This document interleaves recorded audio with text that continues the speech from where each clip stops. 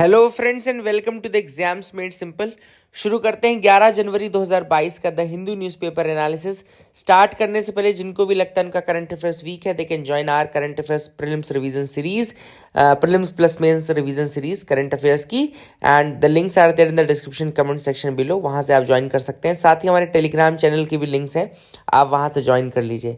Plus अगर आपको video पसंद आता है, कंटेंट अच्छा लगता है तो प्लीज़ डू लाइक इट, शर्माया मत करिए, है ना, इतना शर्माना भी अच्छा नहीं होता। Please do like it, do share it. And start करते हैं आज के एनालिसिस के साथ। सबसे पहले आज का जो पहला चीज़ हम देखेंगे वो है prelims question of the day.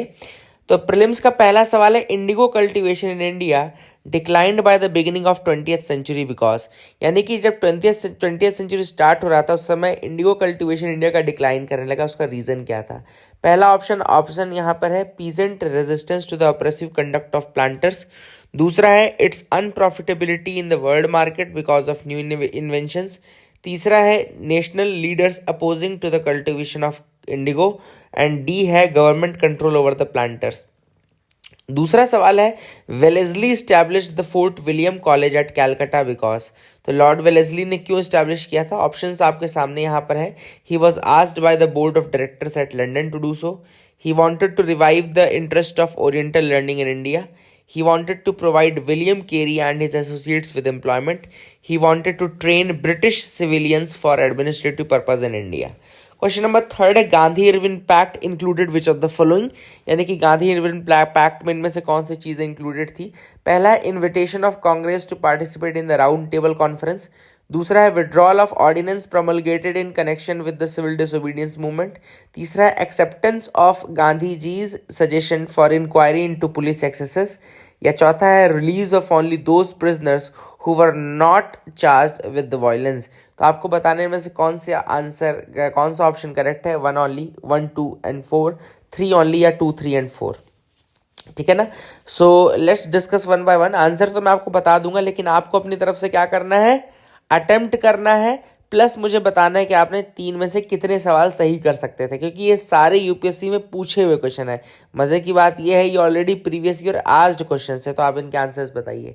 पहला सवाल जो है ये इंडिगो कल्टीवेशन वाला, ये तो लास्ट ईयर 2020 का पेपर है, 2020 में आया था, है ना, लास्ट ईयर के पेपर में आया था। ये 20th सेंचुरी में क्यों इंडिगो कल्टीवेशन डिक्रीज होने लगा था, इसका जो रीजन है वो है answer B, it's unprofitability in the world market because of new invention. Actually उस समय जर्मन डाई, एडोल्फ वेयर 1882 में उन्होंने जर्मन डाई और ये सब बना लिया था, जिस कारण से जो आर्टिफिशियल सब्सटेंसेस थे, दूसरे सब्सटेंसेस थे, वो काफ़ी ज़्यादा बन गए थे। एंड इसीलिए जो वर्ल्ड मार्केट में इंडिगो की जो खपत थी वो घटने लगी एंड अनप्रॉफिटेबिलिटी हो गई, इसलिए इंडिगो कल्टिवेशन डिक्रीज होने लगा। तो आंसर विल बी बी। दूसरा सवाल वेलेस्ली का मैंने पूछा कि फोर्ट विलियम कॉलेज कैलकाटा में स्टैब्लिश किया, क्यों? इसका आंसर है D, because he wanted to train the British civilians for administrative purpose in India. तो that will be the answer for this question. So I hope you got clarity, आपको समझ में आ गया होगा। तीसरा देखते हैं सवाल जो है, गांधी इरविन पैक्ट में कौन सी चीज़ें इंक्लूडेड थी। तो गांधी इरविन पैक्ट में देखो, अब ऐसे क्वेश्चन जब आते हैं तो उनको कैसे अटेम्प्ट करेंगे? अपन उनको ऐसे टैकल करेंगे कि जो बिल्कुल श्योर शॉट हो कि यार ये तो था ही था, है ना, वो ढूंढ लो, और जो बिल्कुल श्योर शॉट हो कि वो नहीं था वो ढूंढ लो। बेस्ट स्ट्रैटेजी यही है कि जब ऐसे सवाल रहे जिनमें 4 स्टेटमेंट्स हैं, 5 स्टेटमेंट्स हैं, तो एक तो स्टेटमेंट ऐसा निकाल लो जो बिल्कुल था, और एक स्टेटमेंट ऐसा निकाल लो जो बिल्कुल नहीं है, तो आपका काम बहुत आसान हो जाता है। जैसे इस सवाल में चौथा तो बिल्कुल था, release of only those prisoners who were not charged with violence, ये कहा ही था गांधी जी ने कि भैया ठीक है, जो वायलेंस के लिए नहीं है उनको तो, मतलब पॉलिटिकल प्रिजनर्स को आप छोड़ दो कुल मिला करके। तीसरा जो स्टेटमेंट है, acceptance of Gandhi ji suggestion for inquiry into police excesses. आपको लगता है कि ब्रिटिशर उस टाइम पे ऐसे कुछ भी चीज़ कर दे कि पुलिस एक्सेस को वो मतलब गांधी जी का सजेशन एक्सेप्ट करते, इंक्वायरी करते, ये वो? तो ऐसा बिल्कुल नहीं था। तो तीसरा नहीं था, चौथा है, तो ऐसा केवल एक ही ऑप्शन है जिसमें कि आपका 1, 2 का 4 आ रहा है, 1, 2 का 4, तो B will be the answer for this. तो कुल मिलाकर के 1 is right, invitation of Congress for the round table conference, second is right and fourth is right, third is wrong. ठीक है ना, इसको याद रखेगा। आज का मेंस क्वेश्चन आप लोग लिख लीजिए, वैसे मैंने यहाँ लिखा था but I don't know why it is not visible as of now. तो आज का जो मेंस क्वेश्चन है वही है कि focusing only on the maritime domain, India क्या कर रहा है? It is only focusing on the maritime domain. आपको बताना है कि India is focusing on the maritime domain a lot, which will not help it to face China's supremacy, मतलब alone केवल और केवल मैरीटाइम डोमेन का अगर इंडिया सोचता रहेगा, यानी कि हमेशा इंडियन ओशन रीजन या सिर्फ इंडो पैसिफिक का सोचता रहेगा इंडिया, तो वो चाइना की सुप्रीमेसी को टैकल नहीं कर पाएगा। दिस इज द क्वेश्चन, ठीक है ना। क्वेश्चन आप समझ गए ना, कि केवल और केवल मैरीटाइम डोमेन पर फोकस करने से भी आप चाइना को चैलेंज नहीं कर सकते हो। तो ये सवाल है, इसके लिए आपको डिस्कस करना है कि क्या करना चाहिए इंडिया को, क्या एक्चुअल करना चाहिए। तो आज मैं जब एडिटोरियल पार्ट पे जब अपन आएंगे तो मैं आपको बताऊंगा अभी क्या करना चाहिए, लेकिन अभी आपके लिए क्वेश्चन लिख लीजिए और इस पर कुछ अगर लिखना चाहें तो आप कमेंट करिए, ठीक है ना। मूव करते हैं अपन न्यूज एनालिसिस पार्ट में। सबसे पहली जो न्यूज है वो है एशियन वाटर बर्ड सेंसस 2022। तो एशियन वाटर बर्ड सेंसस 2022 की फाइंडिंग्स रिलीज कर दी गई है। स्टार्ट कब हुआ था एशियन वाटर बर्ड सेंसस? तो ये स्टार्ट हुआ था 1987 यानी कि 1987 में। And it is an annual exercise to count the water birds, ठीक है ना। वाटर बर्ड्स को काउंट करने की एक्सरसाइज है ये, जो हर साल की जाती है। बेसिकली इसको करने का ये भी रीज़न है क्योंकि जो माइग्रेटरी बर्ड्स हैं, वो बहुत सारी बर्ड्स इंडिया में भी आती रहती है, तो उनको भी इनको ये भी पता लगाना होता है ना कि कौन सी बर्ड्स घट रही हैं या कौन सी बर्ड बढ़ रही है। तो कौन सी बर्ड घट रही है हमको क्या बताएगी? एक्चुअली हमको ये चीज़ बताएगी कि मतलब कि मेन क्या फैक्टर्स हैं जो काम नहीं कर रहे हैं या क्या फैक्टर्स हैं जो काम कर रहे हैं in the conservation of birds and all, ठीक है ना। तो ये सारी चीज़ें पता करने के लिए एशियन वाटर बर्ड सेंसस जो है वो हर साल होता है। 1987 से ये स्टार्ट हुआ था, ठीक है ना। ये कंडक्ट कौन करता है? तो वेटलैंड्स इंटरनेशनल बेसिकली इसको कंडक्ट करती है, Wetlands International. And it forms the part of a global water bird monitoring programme which is known as the International Water Bird Census, ठीक है ना। तो वेटलैंड्स इंटरनेशनल को कंडक्ट करती है और ये global water bird monitoring programme का हिस्सा है, जिसको हम इंटरनेशनल वाटर बर्ड सेंसस भी कहते हैं, इंटरनेशनल वाटर बर्ड सेंसस कहते हैं उसको, ठीक है ना। इसको याद रखिएगा। अब इंडिया में जो AWC है यानी कि जो एशियन वाटर बर्ड सेंसस है, उसको कोऑर्डिनेट करने के लिए कौन सी बॉडी है? उसको कोऑर्डिनेट करने के लिए wetlands international south Asia and Bombay natural history society. India में बॉम्बे नेचुरल हिस्ट्री सोसाइटी करके एक बॉडी है, इसके बारे में मैंने आपको 2 दिन पहले भी बताया था, ठीक है ना। अगर आपको याद हो तो 2 दिन पहले भी मैंने आपको BNHS के बारे में बताया था, ठीक है। तो आप ये सारी चीज़ याद रखिएगा कि इंडिया में जो इंडिया की जो बॉडी इसकी मदद करती है ना, वो BNHS है, यानी कि बॉम्बे नेचुरल हिस्ट्री सोसाइटी, ठीक है ना। इसको याद रखिएगा, Bombay natural history society. Bombay natural history society याद रखिएगा आप 1883 में बनी थी। कब बनी थी बॉम्बे नेचुरल हिस्ट्री सोसाइटी? 1883 में बनी थी। And it is one of the largest non governmental organisations, ठीक है ना। और ये पार्टनर है बर्ड लाइफ इंटरनेशनल इंडिया की, ठीक है ना। बर्ड लाइफ इंटरनेशनल की पार्टनर है इन इंडिया BNHS, ठीक है ना। इसके लोगों में ग्रेट हॉर्नबिल बना हुआ होता है, ये मैंने आपको बताया था अगर आपको याद हो 2-3 दिन पहले। तो इतने फैक्ट्स मैंने आपको BNHS के बारे में दिए थे। 1883 में फॉर्मेशन, इसके लोगों में ग्रेट हॉर्नबिल बना हुआ है और ये बर्ड लाइफ इंटरनेशनल का पार्टनर इंस्टीट्यूशन है इंडिया में, ठीक है ना। ये मैंने आपको फैक्ट्स बता दिए। अभी रिसेंटली जो एशियन वाटर बर्ड सेंसस है उसमें पता चला कि दिल्ली NCR रीजन के जो 3 बर्ड सेंचुरीज हैं, जिसमें ओखला बर्ड सेंचुरी है, संजय लेक है और हस्तिनापुर वाइल्ड लाइफ सेंचुरी है। दिल्ली NCR रीजन के कौन कौन से? Okhla bird sanctuary, Sanjay lake और हस्तिनापुर वाइल्ड लाइफ सेंचुरी, जिनमें जो नंबर्स हैं वो डिक्रीज की तरफ है, नंबर्स हैव डिक्रीज, ठीक है ना। तो findings have revealed that in 3 के हैं number of birds, Okhla bird sanctuary और संजय लेक और हस्तिनापुर वाइल्ड लाइफ सेंचुरी, यहाँ पे डिक्रीज है। जैसे ओखला में ड्रास्टिक ड्रॉप देखने को मिला है डेंसिटी ऑफ बर्ड्स में। Only 47 species of migratory and resident birds are sighted. Last year 73 migratory species देखने को मिली थी, इस साल केवल 47 स्पीशीज देखने को मिली है। Sanjay lake is another example. यहाँ पे लोअर वाटर बर्ड डाइवर्सिटी देखने को मिली as compared to last 3 years, पिछले 3 सालों से कंपैरिजन में। और हस्तिनापुर वाइल्ड लाइफ सेंचुरी में भी डाइवर्सिटी कम देखने को मिली। लास्ट ईयर 45 अलग अलग स्पीशीज की बर्ड्स थी, इस साल केवल 38 स्पीशीज की बर्ड्स थी, ठीक है ना। तो ये भी ऑब्वियस सी बात है, कुछ वाटर बैलेंस भी चेंज हो रहा है, वाटर क्वालिटी चेंज हो रही है, क्लाइमेट चेंज हो रहा है। तो ऐसे में इन सारी चीज़ों के कारण जो बर्ड्स का आना जाना है वो कहीं ना कहीं थोड़ा इम्पैक्ट उससे पड़ा है। अगली न्यूज़ है India is among the 6 Indo Pacific nations participating in exercise Sea Dragon. तो पैसिफिक ओशियन में एक एक्सरसाइज होने वाली है, एक्सरसाइज सी ड्रैगन, और ये एक्सरसाइज कौन कंडक्ट करा रहा है? US led. It is a US led multinational exercise, याद रखिएगा, यूएस लेड मल्टीनेशनल एक्सरसाइज है जिसका नाम है exercise Sea Dragon, exercise Sea Dragon by US, and it will basically practice and discuss the anti submarine warfare tactics. Anti submarine warfare tactics Indo Pacific region में practice करने के लिए है। इसमें पार्टिसिपेट होने वाली कंट्रीज हैं United states of America, India, Australia, Canada, Japan, south Korea. तो कुल मिलाकर के क्वाड की तो चारों कंट्रीज आ गई, यूएसए आ गया, इंडिया आ गया, जापान आ गया और आपका ऑस्ट्रेलिया आ गया, क्वाड प्लस कनाडा और साउथ कोरिया। ये न्यूज़ मैंने ऑलरेडी आपको 2 दिन पहले बताई थी, फिर से आई है इसलिए फिर से रिपीट कर रहा हूँ ना। एक्सरसाइज सी ड्रैगन आई है इसलिए फिर से रिपीट कर रहा हूँ। इनके नाम याद रखना है, quad plus CS, quad countries चारों याद रखना, और सीएस यानी कि कनाडा और अपना साउथ कोरिया, दोनों याद रखना कि ये एक्सरसाइज सी ड्रैगन जो है यूएस लेड है, उसमें है। अगला जो टॉपिक है वह इनर लाइन परमिट का टॉपिक है। अभी रिसेंटली इनर लाइन परमिट का काफ़ी अपोजिशन चल रहा है, ठीक है ना। इनर लाइन परमिट होता क्या है मैं आपको बता दूं। ये कंसेप्ट स्टार्ट हुआ था ब्रिटिशर्स के द्वारा कॉलोनियल टाइम में, जब उन्होंने Bengal Eastern Frontier Regulation Act, यानी कि Bengal Eastern Frontier Regulation Act के अंतर्गत इसका ओरिजिन है इनर लाइन परमिट का। 1873 का ये एक्ट है, Bengal Eastern Frontier Regulation Act. Bengal Eastern Frontier Regulation Act 1873 का एक्ट है।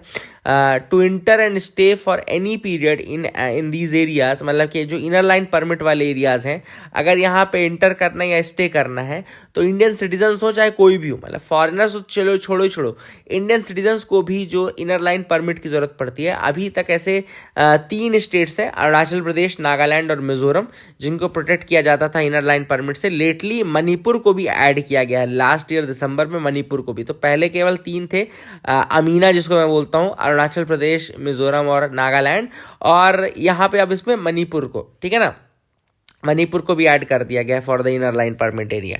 और इसका अपोजिशन काफ़ी ज़्यादा इसलिए भी चल रहा है क्योंकि ये एक कॉलोनियल पीरियड का है, जिसमें ब्रिटिशर्स के टाइम पे इसको इसलिए लाया गया था ताकि जो ऐसे रीजन्स है, नॉर्थ ईस्ट के रीजन्स है, वहाँ पे ट्राइबल्स की एक्सेस को रोका जा सके, ठीक है ना, ट्राइबल्स की एक्सेस को रोका जा सके, और ब्रिटिशर्स बिना किसी रोक टोक के अपना काम कर लें, अपना कॉमर्शियल पर्पस के लिए एक्सप्लॉइट कर लें इस रीजन को। इस कारण से इसको इंट्रोड्यूस किया गया था। तो इसका रहना ठीक नहीं है, this is what has been the allegation, and इसीलिए इसको हटाने की बात चल रही है। लेट्स सी गवर्नमेंट क्या करती है, इसके रिगार्डिंग क्या होता है, गवर्नमेंट क्या करती है, ठीक है ना। अगली जो न्यूज़ है वो है अरावली माउंटेन रेंजेस के रिगार्डिंग। तो अरावली रेंजेस के बारे में थोड़ा सा आपको बता दूं कि अप्रॉक्सीमेटली जो रनिंग लेंथ है इसकी वो 670 किलोमीटर्स है, and it is in the कौन कौन से स्टेट्स है जहाँ पर ये है, तो दिल्ली वाले रीजन में है, ये बेसिकली सदर्न हरियाणा में है, देन राजस्थान में है, एंड गुजरात में फाइनली ये एंड करता है। तो गुजरात और दिल्ली और बीच में हरियाणा, राजस्थान, ये 4 स्टेट्स आपको याद रखने हैं जो कि इसके अंतर्गत आते हैं, अरावली के अंतर्गत आते हैं। कौन कौन से? Delhi, Haryana, Rajasthan and your Gujarat region, ठीक है ना। हाईएस्ट जो पीक है अरावलीज का वो गुरु शिखर है, जिसका 1722 मीटर की हाइट है। हाईएस्ट पीक कौन सा है? गुरु शिखर, 1722 इसकी हाइट है, and it is a eroded stub of ancient mountain. Eroded mountain है ये, इरोडेड है, ऑब्वियसली बात है, इरोडेड माउंटेन है ये। एंड अरावलीज काफ़ी फेमस भी है, आपको पता होना चाहिए कि बहुत पुराने हैं, मतलब इतने बहुत ज़्यादा पुराने हैं, बहुत ही कम इनका एलिवेशन अब बचा है क्योंकि ये पूरा घिस चुके हैं, एक तरीके से कहना चाहिए, इतना ज़्यादा यहाँ पे इनका वो हुआ है सामना किए, घिस चुके हैं पूरे, and it is very very old. और 3 major rivers and their tributaries flow into the Aravalli, जिसमें बनस, साहिबी रिवर्स हैं which are the tributaries of Yamuna, and Luni river है which flows into the Rann of Kutch, ठीक है ना। तो बानस और Sahibi they are the tributaries of Yamuna, and Luni river that flows into the Rann of Kutch. तो ये आप चीज़ें याद रखेगा। These are the things which are important from these news items. आगे मूव करते हैं। सुप्रीम कोर्ट एक पैनल कॉन्स्टिट्यूट करेगा जो कि देखेगा कि क्यों पीएम सिक्योरिटी ब्रीच हुआ था।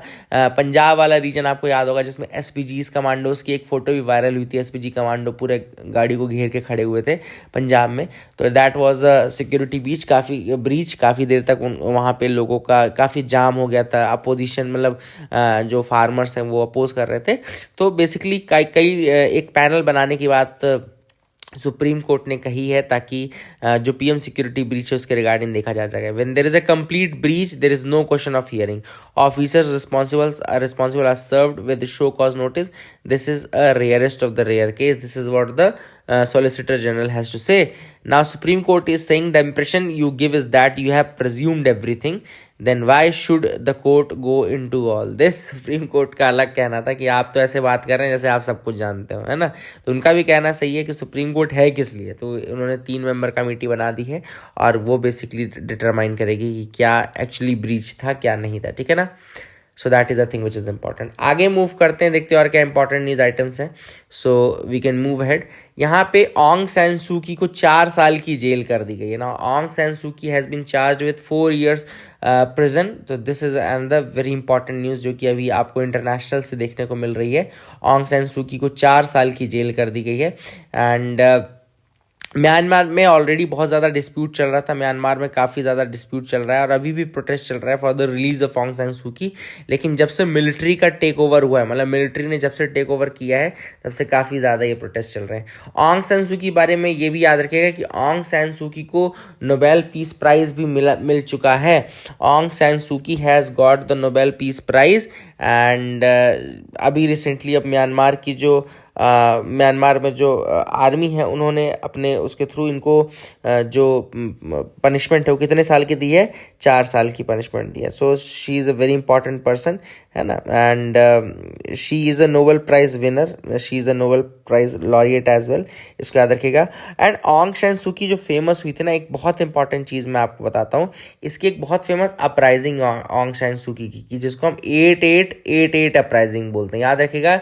The uprising is known as the 8888 uprising. इसको पीपल पावर अपराइजिंग भी कहा जाता है। एंड इसमें काफ़ी प्रोटेस्ट हुए थे म्यांमार में, जिसमें बहुत सारी चीज़ें की गई थी, याद रखेगा। एंड रिसेंटली भी इनको अब जेल कर दिया गया है, तो ये भी मैं आपको बता चुका हूँ।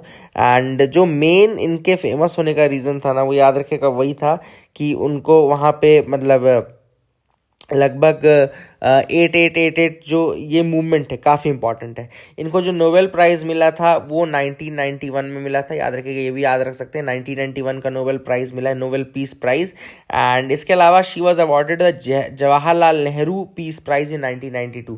तो जवाहरलाल नेहरू पीस प्राइज़ भी इनको मिल चुका है 1992 में। 8888 अपराइजिंग याद रखिएगा, 4 बार 8 इस अपराइजिंग के लिए फेमस है ऑन्ग सैन सू की।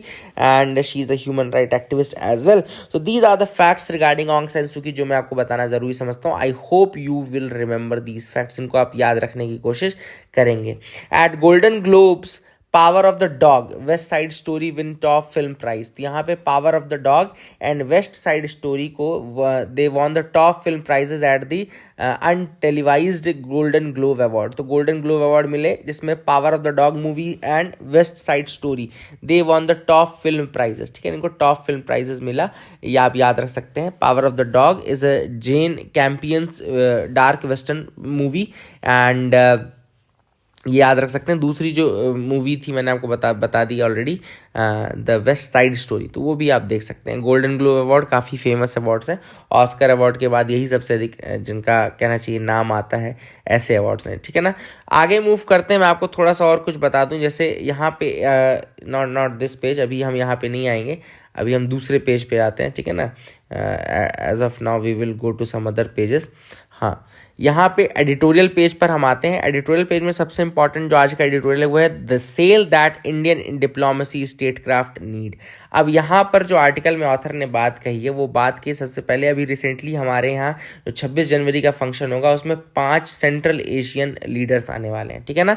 ऑथर ने कहा कि सेंट्रल एशियन लीडर्स का आना ये दर्शाता है कि कहीं ना कहीं सेंट्रल एशिया अब हमारे टारगेट में है। चाहे प्राइम मिनिस्टर का सेंट्रल एशिया विजिट करना हो, चाहे प्रेजेंटली जो नेशनल सिक्योरिटी एडवाइज़र हैं उनका सेंट्रल एशिया जाना, ये चीज़ दर्शाता है। प्लस 26 जनवरी को उनको इनवाइट करना इंडिया में एज द चीफ गेस्ट, ये दिखाता है कि हमारी प्रायोरिटीज़ थोड़ा थोड़ा अब सेंट्रल एशिया की तरफ टिल्ट हो रही हैं।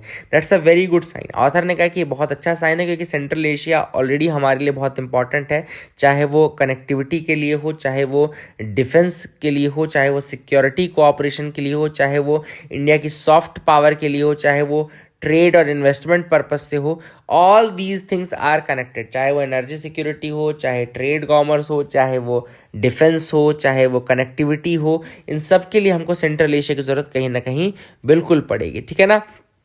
ऑथर ने कहा है कि रिसेंटली हमारा जो फोकस रहा है वो थोड़ा थोड़ा यूरेशिया की तरफ अब चेंज हो रहा है, and that is a very important thing. न केवल यूरेशिया की तरफ बल्कि हमको लैटिन अमेरिका को भी देखना चाहिए, हमको अफ्रीका, साउथ अफ्रीका को देखना चाहिए, हमको ऐसी लैंड पावर्स की तरफ भी अब जाना चाहिए। तो ऑथर का कुल मिलाकर के जो कहना है वो यही कहना था कि अब हमको लैंड पावर्स की तरफ भी शिफ्ट करना पड़ेगा, क्योंकि अभी तक जो हम देख रहे हैं केवल केवल मैरीटाइम डोमेन में अपने आप को स्ट्रॉन्ग करने की कोशिश करें, चाहे वो इंडिया का आप चाहे IOR इंडियन ओशन रीजन के लिए हो, चाहे वो इंडो पैसिफिक के लिए हो। लेकिन अगर आप देखोगे तो मैरीटाइम डोमेन में तो हमने बहुत ज़्यादा एफर्ट्स किए हैं, लेकिन कॉन्टिनेंटल डोमेन, देखो दो एस्पेक्ट होते हैं किसी भी रिलेशनशिप के, दो एस्पेक्ट होते हैं किसी भी कंट्री के लिए। तो एक जैसे मान लो कोई कंट्री इंडिया है तो इसके दो एस्पेक्ट, एक हो गया कॉन्टिनेंटल एस्पेक्ट और दूसरा हो गया आपका मैरीटाइम एस्पेक्ट। तो हम मैरीटाइम एस्पेक्ट तो बहुत अच्छे से देख रहे हैं, लेकिन जब कॉन्टिनेंटल एस्पेक्ट की बात आ रही है तो बिल्कुल आंख मूंद करके बैठ जा रहे हैं।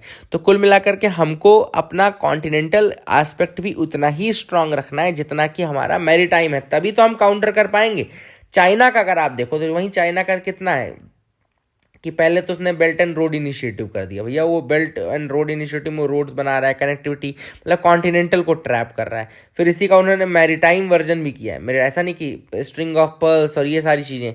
तो कहीं ना कहीं चाइना ने देखो ब्रिक जैसे BRI हो गया ये सब के थ्रू कॉन्टिनेंटल को, और ये स्ट्रिंग ऑफ पर्ल्स और ये सब रीजन्स के थ्रू, साउथ चाइना सी, इन सब के थ्रू उसने मैरीटाइम भी स्ट्रॉन्ग करके रखा है। तो अगर चाइना को आपको टैकल करना है, चाइना को आपको काउंटर करना है, चाइना के सामने एटलीस्ट खड़े होना है, तो आपको फिर कुल मिलाकर के दोनों पावर्स का यूज़ करना पड़ेगा, चाहे वो मैरीटाइम पावर्स हो चाहे वो कॉन्टिनेंटल पावर हो। तो ऑथर का ये कहना है, आई होप यू गॉट क्लैरिटी।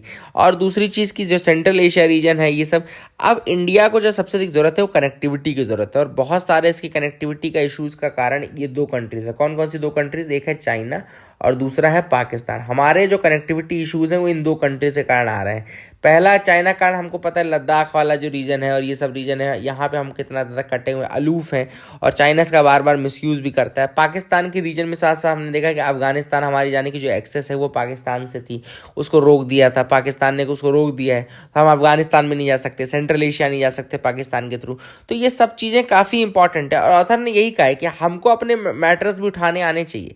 मतलब ठीक है आप सारी बातें करते हो, वहीं पे अमेरिका वाले यहाँ तक अपने बेसिस बना रहे हैं, अमेरिका वाले यहाँ तक अपना काम कर रहे हैं, लेकिन आप अपनी जो आपके लिए जो इंपॉर्टेंट है, जो कनेक्टिविटी आपके लिए इशू है, उसके रिगार्डिंग आप बात नहीं करते। तो मुझे लगता है ऑथर ने ये बहुत अच्छा पॉइंट उठाया कि आपको you have to speak up first, आपको अपने प्रॉब्लम्स बताने पड़ेंगे वर्ल्ड के सामने। अगर आपको कनेक्टिविटी में इशूज़ हैं और दूसरे कंट्रीज़ के का जो नेचर है वो हॉस्टाइल है आपके प्रति, तो आपको ये चीज़ सामने रखनी चाहिए। इंटरनेशनल प्लेटफॉर्म्स में इसका यूज़ करो, चाहे वो SCO हो, फिर चाहे वो मतलब कोई भी ग्रुपिंग हो, जहाँ पे भी आप जाएं और ये कॉमन कंट्रीज़ आपको मिल जाए, वहाँ पर आपकी सारी चीज़ें बोलें।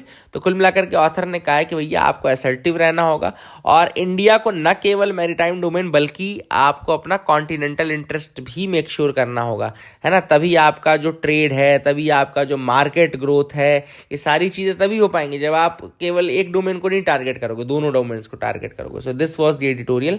दूसरा एडिटोरियल जो हम डिस्कस करेंगे वह है rise of the collaboratives for social impact. तो अभी ऑथर ने इसमें तारीफ की है कोलैबोरेटिव पार्टनरशिप्स की। अभी रिसेंटली इंडिया में देखा गया है कि बहुत सारे कोलैबोरेटिव प्लेटफॉर्म्स जुड़ आ रहे हैं, कोलैबोरेटिव पार्टनरशिप्स हो रही हैं, और ये रिपोर्ट थी ब्राइड स्पैन ग्रुप या ब्रिज स्पैन ग्रुप की, याद रखिएगा ब्रिज स्पैन ग्रुप नाम का एक ग्रुप है जिसने रिपोर्ट निकाली, philanthropic collaboratives in India the power of many. Philanthropic collaboratives in India the power of many.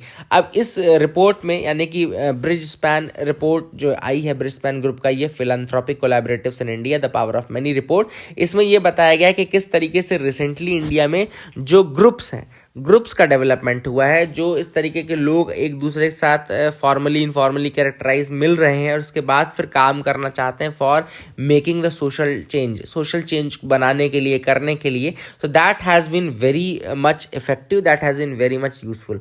तो ऑथर ने एक्चुअली इस मॉडल को समझाया कि इस मॉडल से किस तरीके से काम हो सकता है। तो इट इज़ को क्रिएटेड बाय 3 और मोर इंडिपेंडेंट एक्टर्स। ये कैसे बनते हैं? ये 3 और 4 इंडिपेंडेंट एक्टर्स मिलकर के इसको बनाते हैं। एक्टर्स यहाँ पे वो एक्टिंग करने करने वाले एक्टर्स नहीं है, ये वो मतलब नॉर्मल जो लोग हैं 4 लोग, चाहे वो 4 लोग भी नहीं है जो आपके प्रति बातें करते हैं, नहीं घर में बातें चलती कुछ 4 लोग क्या कहेंगे, तो ये वो 4 लोग भी नहीं है, ये वो 4 लोग एक्चुअली में जो कुछ अच्छा काम कर रहे हैं और एक दूसरे के रिसोर्सेज को जोड़ करके एक ज़्यादा रिसोर्सेज से किसी और तीसरे व्यक्ति का भला करना चाहते हैं, ठीक है ना।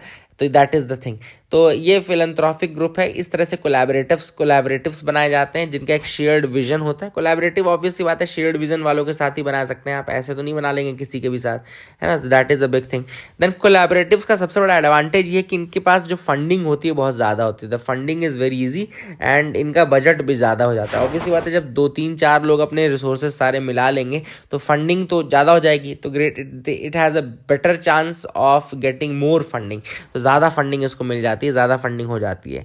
एंड इस फंडिंग के कारण ही बाकी जो एम्स हैं, जैसे इंक्लूजन एम है, इक्विटी एम है, जस्टिस एम है, ये सारे एम्स हैं। एम क्या क्या है? Inclusion, equity, justice. तो ये सारे कब मिलेंगे आपको, कब आपके फुलफिल हो पाएंगे? जब आप इस तरीके से कोलैबोरेशन में काम करोगे, है ना। किसके लिए काम करोगे? सोशल चेंजेस के लिए काम करो। कुल मिलाकर के आप सोशल इम्पैक्ट क्रिएट करना चाहते हो, और अकेला व्यक्ति इम्पैक्ट क्रिएट कर सकता है, लेकिन अगर वो ग्रुप हो जाए, मतलब एक 1 is good but 2 is better, 1 is good but 2 is better वाली फिलॉसफी है यहाँ पे कोलैबोरेटिव्स के केस में। तो एक्चुअली ये मॉडल अच्छा लगा था मुझे, इसलिए मैंने आपको बता दिया, समझा दिया। आंसर राइटिंग लिए काफ़ी इंपॉर्टेंट है, और हो सकता है डायरेक्टली क्वेश्चन यूपीएससी पूछ ले, तो उसके लिए भी अपने को तैयार रहना है।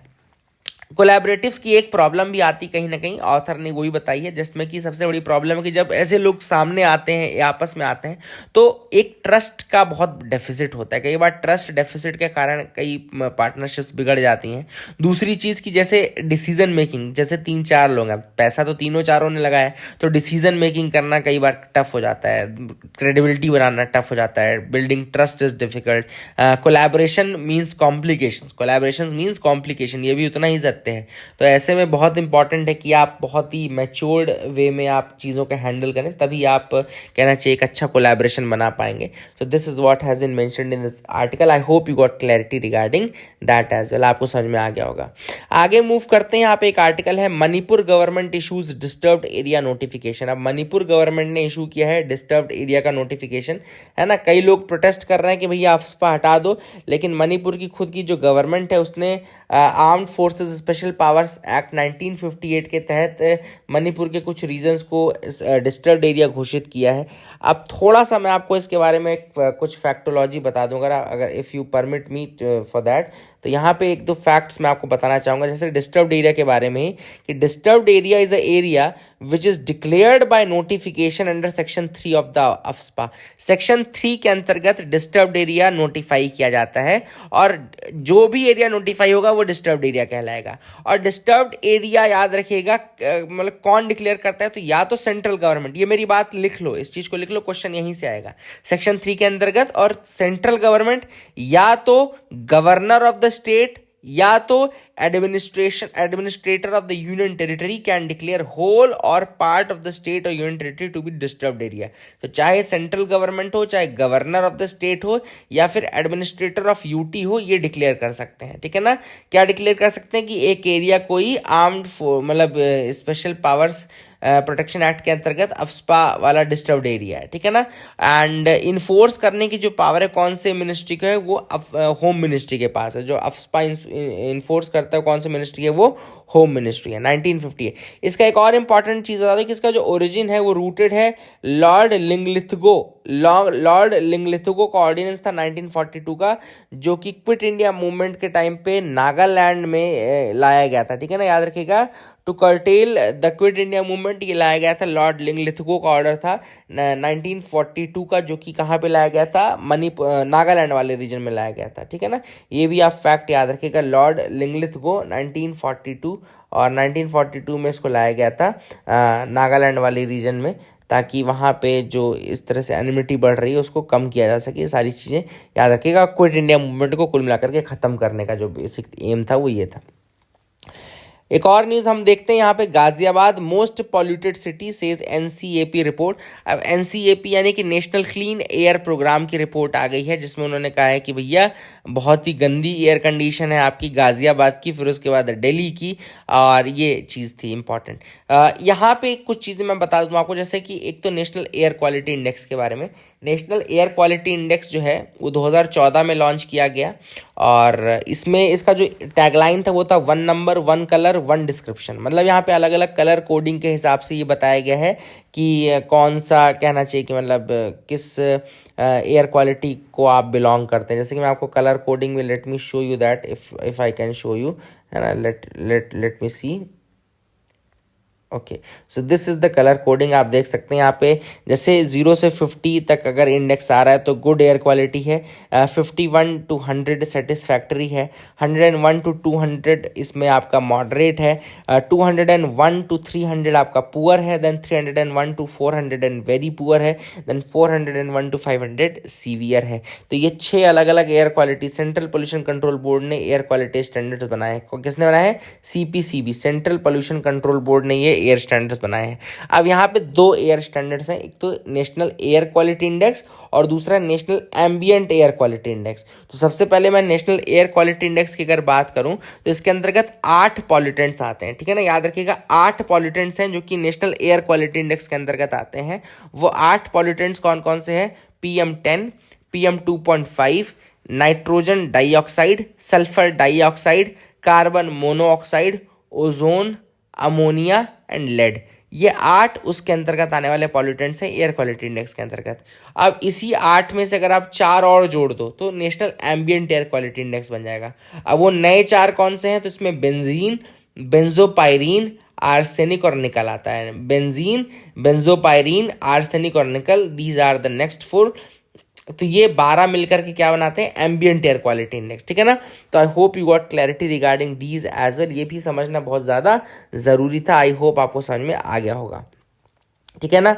आगे मूव करते हैं, देखते हैं और क्या इंपॉर्टेंट न्यूज़ आइटम्स हैं जिनको हम डिस्कस करेंगे आज। तो लास्ट, मैं I think last he news item अब है जो कि बचा हुआ है, उसमें आपका सबसे इम्पॉर्टेंट एक हमको डिस्कस करना था, वो था जीएसटी के रिगार्डिंग। जीएसटी की मीटिंग होने वाली है कल। जीएसटी काउंसिल, आप सबको पता है कि जीएसटी काउंसिल एक कॉन्स्टिट्यूशनल बॉडी, कैसी बॉडी है जीएसटी काउंसिल? एक कॉन्स्टिट्यूशनल बॉडी है। आर्टिकल 279A के तहत उसको बनाया गया है, आर्टिकल 279A के तहत बनाया गया है। और अभी बात चल रही बेसिकली कंपनसेशन को बढ़ाने की, क्योंकि इस साल जो कंपनसेशन है उसका लास्ट ईयर है, क्योंकि कंपनसेशन आपको पता है केवल 5 साल के लिए दिया गया था, है ना। यानी कि 2017 से लेकर के 2022 तक की बात हो गई थी। जून 2022 में ख़त्म हो जाएगा कंपनसेशन का टाइम पीरियड। लेकिन जो कंपनसेशन था उसको देने से बच रही थी गवर्नमेंट, पहले भी एब्डिकेट कर रही थी from its responsibility, force majeure और ये सब बोल रहे थे कि भैया ये गवर्नमेंट, ये तो एक्ट ऑफ गॉड है, हम इसमें क्या कर सकते हैं, हम पैसा क्यों देंगे। दूसरी चीज़, पहले इन्होंने कसम खाई थी कि 14% की ग्रोथ से आपको देंगे, अगर आपको नहीं दे पाए 14% की ग्रोथ से तो फिर हम वो कर लेंगे। मतलब पहले इन्होंने कहा था कि 14% की ग्रोथ से देंगे, फिर इन्होंने कहा था अगर आपको नहीं होती इतनी ग्रोथ तो हम आपको कंपनसेशन देंगे, जिसके लिए उन्होंने एक कंपनसेशन सेस भी लगाया था। कंपनसेशन सेस भी लगाया था। कंपनसेशन सेस जो था वो ज़रूर इन्होंने अभी एक्सटेंड कर दिया 2026 तक के लिए, बट अभी भी डिसीजन लेना बचा हुआ है कि ये जो आपका कंपनसेशन है स्टेट्स को जाने वाला, वो जाएगा कि नहीं। कोविड के टाइम में स्टेट्स की हालत बहुत ज़्यादा ख़राब हो गई है, हम सबको ये पता होना चाहिए। कोविड के टाइम पे स्टेट्स की हालत बहुत ज़्यादा ख़राब है और उनके पास पैसा बचा नहीं है। ऑब्वियस सी बात है, उनको ज़रूरत पड़ेगी, अगर उनको नहीं दोगे तो वो एक्सटर्नल बोरोइंग करेंगे और वो फिर और ज़्यादा नुकसानदायक होगा, ठीक है ना। तो that is the thing which is important. I hope you got clarity in today's newspaper analysis, आपको समझ में आ गया होगा। That is it for the day. Keep loving us, keep sharing us. Thank you, have a nice day.